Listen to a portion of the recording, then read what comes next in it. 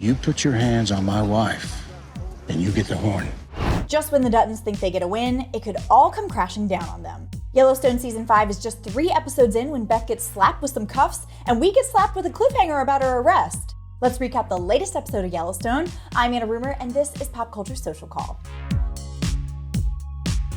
It all begins with those pesky wolves that were giving Rip so much trouble in last week's episode. Now it turns out they're part of an endangered species preservation project. As we see in a flashback, a young John Dutton has been dealing with them for years. If you can't protect us like you promised, then they will be forced to take matters in their own hands. Back in the present day, those wolves are back in the spotlight as 2 Fish and Wildlife officers find one of the GPS collars worn by the wolves Colby and Ryan killed. And they and Rip are puzzled to return to the scene of the crime to find the land's been suspiciously plowed over. Why would you plow this?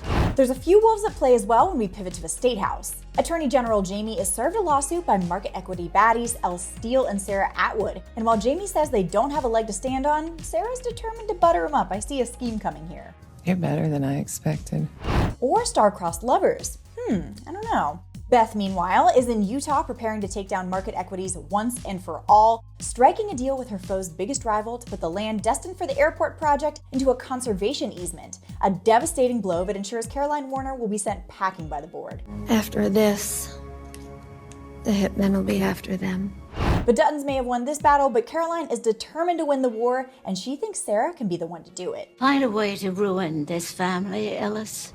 Now back home in Montana, Beth is feeling pretty good about her victory. She convinces Rip to hit the town. He thinks it's a terrible idea, and it is, because this lady decides to hit on Rip, and Beth does this. Now when the police come to break up the fight, new Sheriff Bill Ramsey isn't about to let Beth slide for having the governor as her dad. And the episode closes with a lovely sentiment from Beth. Now that Beth is facing some kind of aggravated assault charge, let's check in on some of the other Duttons. Casey and Monica are still mourning the loss of their son, and Casey tells Rainwater and Mo that he's giving up his livestock commissioner post to focus on his family. That choice he was given in his vision quest, it's starting to make sense. Casey and Monica will have a traditional Native American ceremony and will bury their son on the ranch, which John supports, of course. Meanwhile, Rainwater and Mo have their own issues as a rival politician stirs up the sentiment that their current leader is greedy, he's in bed with white people. Angela agrees. Could this be the end of Rainwater's role as a leader? We're gonna have to see when Yellowstone returns for a new episode on Sunday. Stick with us until then, like and subscribe on our channel, and head over to popculture.com for the latest in entertainment news. Until next time, I'm Anna Rumor, and this is Pop Culture Social Call.